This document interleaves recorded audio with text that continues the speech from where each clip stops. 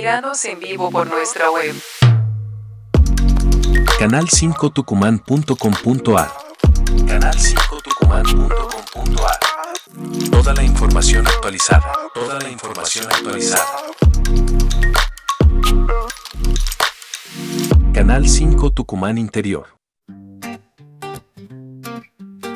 Cuando el cuerpo la mente quiere brillar, hay un lugar al que puedes llegar. Con bikini y cielo en energía, prende salud cada día. Saludablemente ven a disfrutar consejos que te ayudan a estar mucho mejor. Con cuerpo activo y mente despierta, Bikini te espera con la puerta abierta. Saludablemente empieza a cambiar, un programa que te hace soñar. Alimentación, movimiento y más hábitos sanos que podés aplicar. Con entrevistas, datos y diversión, la salud se vuelve inspiración.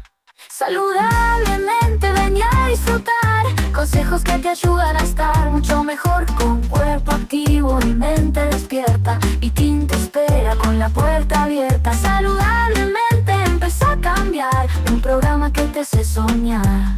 Con de vivir bien es lo natural. Bien, buenas tardes, quien les habla Vitín Silva les da la bienvenida una vez más a Saludablemente. Este programa dedicado íntegramente a la salud y que tiene como finalidad cuidar la tuya y la nuestra. Hoy vamos a tener un invitado muy especial que es el doctor Rafael Nieva. Él es médico generalista y es médico clínico, por supuesto, y ha tenido la gentileza de acompañarnos en el cuidado de la salud. Y no te olvides, por favor, lo más importante de todos, sin salud no puede haber felicidad. Bueno, vamos con el doctor Nieva, que gentilmente nos ha cedido su tiempo. Ya volvemos. Saludablemente tu nuevo lugar, donde vivir bien es lo natural. No es solo el cuerpo, también es el alma. Cuidarse con ciencia, con ritmo y con calma. Es un viaje hacia el bienestar. Con Vitín Silva vas a empezar. Con Vitín Silva e inspiración. Hoy vamos a hablar del tema hipertensión arterial. Doctor, ese es un tema muy, pero muy importante, ya que mucha gente padece de esa enfermedad. Me imagino que usted debe tener varios pacientes también que sufren de esa... En realidad, ¿qué es la hipertensión arterial? ¿Cuáles son las causas? 1 de cada 3 pacientes adultos padecen hipertensión arterial y el 50% de los pacientes desconoce que es hipertenso. ¿Sí? Aquí la cuestión está en que todo el mundo por arriba de los 18 años se tiene que controlar la presión arterial, porque es una enfermedad que no se diagnostica y se dice el asesino silencioso, porque no da síntomas, y se la diagnostica solamente tomando la presión arterial. ¿Sí? Eso de que uno dice, me duele la cabeza, debo estar hipertenso, es una mentira, porque la mayoría de las veces la hipertensión arterial no da síntomas solamente cuando se complica. O sea que es una enfermedad silente, que no se la diagnostica si no se toma la presión arterial. Por eso se le recomienda a todo el mundo controlarse la presión arterial una vez al año o cada 6 meses, para los pacientes que no tienen diagnóstico. Claro. Doctor, hay un tema importante ahí. O sea, usted dijo recién que por lo general las personas no saben que son hipertensas. ¿A qué se debe esto? ¿No le da mucha importancia? ¿O cuál es el problema es que todas las enfermedades, cuando son silenciosas y no dan síntomas, no le dan alarma al paciente. Entonces el paciente, cuando no tiene síntomas, no hace la consulta. Entonces la enfermedad se desenvuelve a lo largo de muchos años y termina dando problemas porque es asintomática. Esa es la cuestión tanto a veces de la diabetes como de la hipertensión arterial, que son enfermedades que no dan síntomas. Y por ejemplo, usted habló de jóvenes. También se da en algunos casos la hipertensión en jóvenes. La hipertensión arterial es más frecuente en pacientes adultos. La hipertensión arterial primaria. En los jóvenes aparece muchas veces lo que se llama hipertensión arterial secundaria, que es debida a otras patologías asociadas. ¿Sí? La hipertensión arterial primaria es más frecuente en pacientes adultos. ¿Sí? Y la secundaria es más frecuente en pacientes jóvenes. ¿Por qué esa diferencia de primaria y secundaria, doctor? Porque la primaria no tiene causa. La hipertensión se debe a una disfunción endotelial. El endotelio son las células que revisten los vasos sanguíneos. Los vasos sanguíneos. Hay una disfunción endotelial, hay un aumento del tono simpático que produce aumento del volumen de fracción de eyección cardíaco, o sea, el corazón expulsa más sangre y hay una vasoconstricción periférica. Correcto.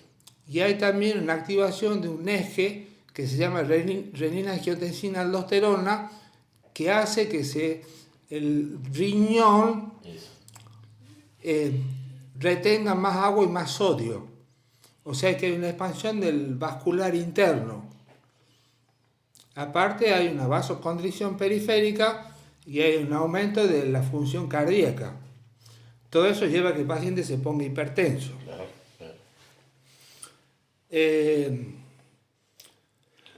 Pero esas cuestiones son muy técnicas. Aquí lo que hay que dilucidar bien es qué es lo que tiene que hacer el paciente para no ponerse hipertenso. Claro. Tiene que tener un hábito de vida saludable, no estar obeso, o sea, mantener el peso normal, hacer actividad física regular, una dieta sana, con frutas, verduras, legumbres y poca grasa. ¿Sí? Un contenido de sodio bajo en la dieta. O sea, sal. Sal, un contenido bajo de sal en la dieta y un estilo de vida saludable. Si el paciente se pone hipertenso igual es porque tiene un factor genético que lo predispone. Porque esto se basa en factores genéticos, en factores ambientales y en factores genotípicos. El factor ambiental puede ser que el paciente se ponga obeso, Claro. que esté estresado. ¿El calor? El calor modifica un poco el tema de la presión. Ajá. Modifica un poco el tema de la presión porque los vasos sanguíneos se dilatan o se contraen de acuerdo a si hace frío o hace calor. Exacto. Entonces, cuando cambia de estación de frío a calor, siempre se le pide una reevaluación al paciente hipertenso. Ajá. Para ver si le ha variado la presión arterial. Correcto. ¿Sí? Ahora, doctor, ¿cuál es, digamos, en una persona joven, cuál es el valor que tiene que tener y cuál es el valor que tiene que tener, digamos, normal en una persona adulta, digamos? Bueno, a ver, ese es un tema un poco complicado. Diagnosticamos la hipertensión arterial por valores por arriba de 140-90. De 140-90. Pero los estudios que se vienen haciendo han demostrado que aumenta el riesgo cardiovascular por valores por arriba de 120-80. Sobre todo en pacientes que tienen otras comorbilidades, o sea, otras patologías. Que son, por ejemplo, que tienen colesterol alto, que tienen azúcar alta, en los pacientes que tienen problemas cardiológicos. Entonces, cada vez se va bajando más los niveles de presión para diagnosticar una hipertensión arterial. O sea que de 12... 12,8. Eso se considera normal. Eso se considera normal. Por arriba ya son estados prehipertensivos e hipertensivos. Esta discriminación se hace por ese sector de pacientes que tienen otras patologías acompañantes. Claro. Por eso se hace esa discriminación y se baja cada vez más los niveles de presión arterial. Porque antes lo diagnosticábamos con 14,9, era hipertenso. Ahora con niveles por arriba de 12,8 ya está como prehipertensión arterial. ¿Sí? O sea, los valores se van bajando cada vez más.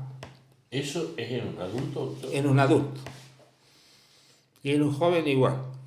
Impresionante, ¿no? O sea, uno piensa que 13,9, por ejemplo, era normal, pero o sea, cada vez está bajando los dos datos. Sí, hay una preguntita que nos han hecho el otro día, doctor, que viene para usted solamente. ¿Por qué a veces sube la presión, por ejemplo, alta? Sube la alta, pero no sube la baja. Al contrario, o sea, sube la alta y baja la baja. ¿Por qué se da esos casos? La alta se debe a la sístole del corazón y Claro. la baja a la diástole. Claro. ¿Sí? Sí. No hay ningún motivo que esté estudiado que haga que suba una presión o la otra presión.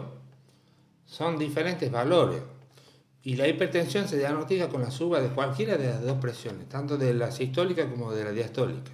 ¿Pero puede bajar alguna? ¿Cómo? Por ejemplo, ¿puede bajar alguna? Sí, es la presión diferencial. Ajá, puede bajar. Puede bajar. Bien, y en esos casos, ¿qué hacemos? ¿A qué se debe, por ejemplo, que una persona tenga 15 y tenga 6, por ejemplo, de presión baja o mínima? Es normal. Así. Es normal que pueda tener eso. Ya a los 15 te hacen diagnóstico de una hipertensión arterial. Así no, ya nos está indicando. Ya le estás indicando una hipertensión arterial. Bien. Y al margen, como no tiene síntomas, ¿qué medidas debe extremar la persona para no ser hipertensa?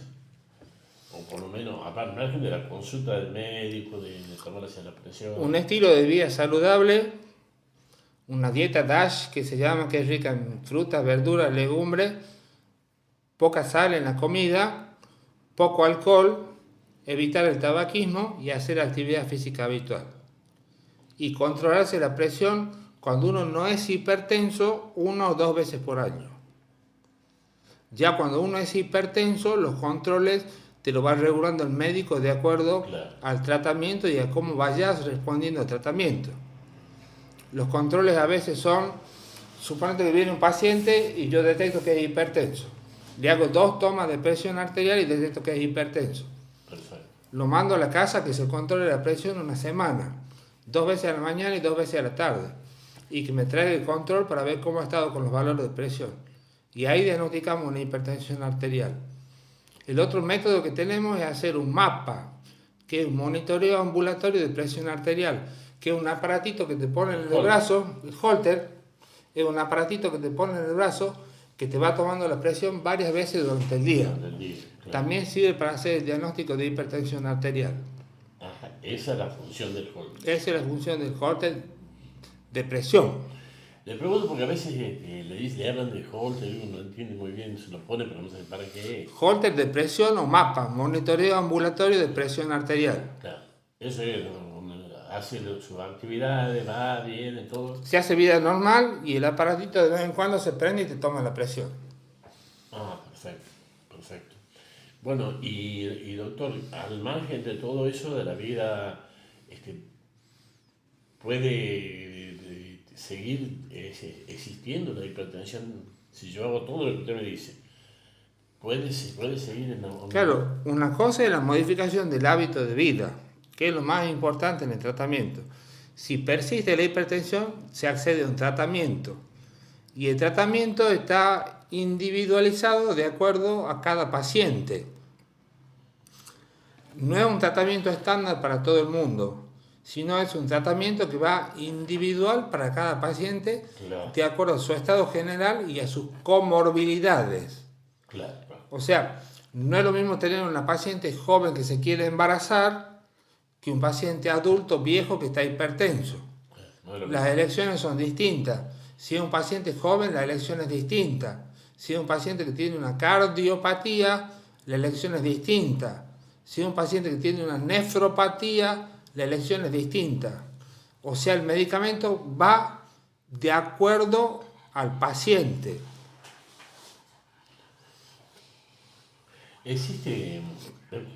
Le hago una pregunta. existe lo que se llama, o se conoce, o normalmente uno lo escucha por ahí, la presión nerviosa, el aumento de la presión. Sí, el estado de estrés emocional produce aumento de las cifras tensionales. Ah, sí. Sí. Ese es el medio ambiente actuando sobre el organismo. Un paciente que está nervioso puede estar hipertenso. ¿Y es normal que se suba la presión? No en todos los pacientes. A algunos pacientes que están nerviosos se les sube la presión arterial. Y antes de medicarlo para manejar la presión arterial, hay que darle ansiolíticos para que baje el estado nervioso y evaluarlos de acuerdo a eso. Porque algunas personas, bajando el estado nervioso general, le baja la presión arterial y no hace falta medicarlo. Claro. Ahora, doctor, una persona que está medicada, por ejemplo, si se siente bien, por ejemplo, me levanto y me tomo la presión y me siento bien, 12,8. ¿Sí o sí tengo que tomar el medicamento ese día o...? Claro, es un medicamento que te tiene que acompañar toda la vida. Toda la vida. Diariamente, de acuerdo a la posología, en 1 o 2 tomas por día. Perfecto. Si vos estás con la presión normal es porque estás respondiendo bien al tratamiento. Perfecto. No porque el organismo se haya curado. Es una respuesta al tratamiento. Perfecto. Si vos estás con la presión normal, igual tenés que tomar el remedio de la presión. Bien. Porque usted sepa que, estas preguntas que le hacemos a veces nos llegan después. Ahorita la gente cree que le hicimos en la última entrevista a usted, pensaban, bueno, que estaban en el aire, pero nos llegan a nosotros, y bueno, nosotros nos encargamos de transmitir al médico por ahí, porque hay personas que están tomando el medicamento y dicen, che, me siento bien, no lo tomo, y por ejemplo. Y bueno, No. Si la presión está normal, eso es respuesta a la medicación. La medicación debe continuar de rutina como le indica el médico. Bien, perfecto. ¿Y cómo remamos, por ejemplo, por decirlo así de alguna manera, con la tremenda situación, es una situación medio complicada, medio compleja? ¿Cómo se hace para hacer todo esto? Porque es necesario tomar los ansiolíticos, es necesario tomar tranquilizantes, en algunos casos, por ejemplo. Por el tema del acceso a la medicación, los hospitales públicos tienen medicación para la hipertensión arterial. Y las obras sociales cubren descuento de los medicamentos básicos para la hipertensión arterial. O sea que el problema de acceso no habría tanto, ¿sí? Bien. O sea que medicación para los pacientes hipertensos hay. Bien. Y bueno, doctor, vamos a cambiar un poquito el tema, pero creo que sí está relacionado con esto, que es, por ejemplo, el exceso de colesterol o la colesterolemia. ¿Qué significa todo eso? Y fundamentalmente si contribuye a la hipertensión, ¿no? El colesterol y los triglicéridos es la grasita que hay en la sangre, la grasa que hay en la sangre, que es normal para el funcionamiento celular. Se necesita para el normal funcionamiento celular. El tema es que hay una parte de estos componentes que se deposita en la pared arterial y produce enfermedad arteriosclerótica o aterosclerótica. Deposita grasa en los vasos y eso hace que los vasos se obstruyan. ¿Sí? Y eso genera enfermedad. Puede generar enfermedad en el sistema nervioso central, en el cerebro, en el corazón, en los riñones, en el ojo, en las piernas, porque se depositan pequeñas placas de ateroma en los vasos que los va obstruyendo los vasos. O sea, va achicando el diámetro. Va achicando el diámetro. Y hay un colesterol bueno y un colesterol malo. El colesterol malo es el que deposita grasita en los vasos y el colesterol bueno es el que lo remueve a la grasita de los vasos. Ajá. ¿Y para eso es necesario que haya un tratamiento medicamentoso? Depende muchas veces del valor. Porque suponete el colesterol está por arriba de 200 y los triglicéridos por arriba de 150, depende mucho del valor y de las otras enfermedades que tenga el paciente. El médico tiene que evaluar eso para decidir si va a medicar o no va a medicar. Bien. Si se le indica al paciente una modificación del hábito de vida con restricción de algunas cuestiones en la comida como la carne o los lácteos cuando no son descremados, ¿sí? Se le hace una indicación de dieta, se le indica actividad física y se evalúa si esos valores de colesterol y triglicéridos bajan. Claro. Si no bajan, se pone medicación. Y hay otros valores que son directamente para medicar de entrada cuando son muy altos.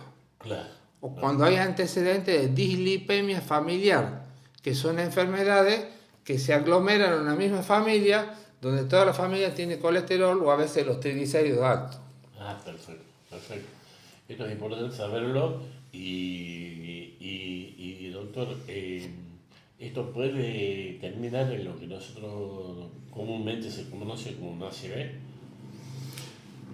Estas enfermedades como la hipertensión, la diabetes, la dislipemia, que es el colesterol alto y los triglicéridos altos, producen aumento del riesgo cardiovascular. El aumento del riesgo cardiovascular predispone a infartos, a cardiopatía isquémica y produce también alteración en la circulación del sistema nervioso central. Entonces produce un aumento del índice de riesgo de tener un accidente cerebrovascular. ¿Eso va a dañar al corazón también? Daña el corazón, ya te he dicho, daña el corazón, daña los riñones, daña los ojitos, daña las arterias de miembros inferiores, ¿sí? Daña el riñón. Tiene muchos órganos blancos la enfermedad ateroesclerótica. Qué bárbaro. Pero eso se produce cuando la enfermedad está avanzada. Claro. El tema es diagnosticar estas enfermedades en etapas precoces de la enfermedad y tratarla para que no se produzca la complicación. Claro. O sea, cuando yo tomo un paciente hipertenso, dislipémico y diabético a los 40 años, puede ser que no tenga complicaciones, pero yo lo estoy tratando porque cuando tenga 70 años no tenga un accidente cerebrovascular y no tenga un infarto. Claro. Porque son enfermedades que se desarrollan, son crónicas, y enferman a largo plazo. Entonces el tema de la pesquisa precoz de las enfermedades y el tratamiento precoz de las enfermedades y la estabilización de la patología para que no se complique después. Claro, no sean problemas en el futuro. Claro. Ahora, doctor, el ACV, ¿qué significa? Accidente cerebrovascular significa esa sigla de ACV, pero digamos, ¿por qué se produce a nivel sistema nervioso? ¿Por qué no afecta a otras arterias también o otros lugares? Es por enfermedad vascular, ¿sí? Son pequeñas plaquitas que desprenden émbolos, desprenden émbolos de colesterol que van y se impactan en las arterias del cerebro y obstruyen las arterias del cerebro y producen una cosa que se llama ACV isquémico. Otra cosa es el ACV hemorrágico. Son distintos tipos de accidentes cerebrovascular. Pero aquí vamos a hablar del isquémico. El isquémico es producido por la enfermedad vascular. Y son émbolos que impactan en el sistema nervioso central, en las pequeñas arterias del sistema nervioso central y producen una zona de falta de irrigación en el cerebro que producen la necrosis y la muerte de las neuronas. No reciben oxígeno. No reciben sangre. No reciben sangre y se mueren. Y eso produce el infarto en el cerebro, que es el accidente cerebrovascular. Claro, El ACV. Y ¿cuál es la diferencia entre el isquémico y el otro tipo de ACV? El hemorrágico es debido a otras patologías distintas, como por ejemplo cuando tenés un aneurisma. Una rotura de un aneurisma produce un accidente cerebrovascular hemorrágico, donde hay volcado de sangre adentro del cerebro. Exacto. Por eso es hemorrágico. Bien. En esos casos, los dos terminan en la misma situación con El tratamiento es distinto y el ACV hemorrágico es más complicado que el isquémico. Cuando uno tiene un paciente hipertenso, hay unos signos de alarma, como por ejemplo la falta de aire, el dolor de pecho, los mareos muy intensos, la visión borrosa, o que se le cruce la cara, o que no pueda mover un brazo o la pierna. Esos son síntomas de complicación de la hipertensión arterial. Y en esos casos se requiere una consulta urgente para evaluarlo, porque es una urgencia hipertensiva. Es una hipertensión arterial complicada. Hay pacientes, de acuerdo al mecanismo de instauración de la hipertensión arterial, que toleran valores de presión muy altos. O sea, hay pacientes que vienen con 220, 120 de presión y están asintomáticos.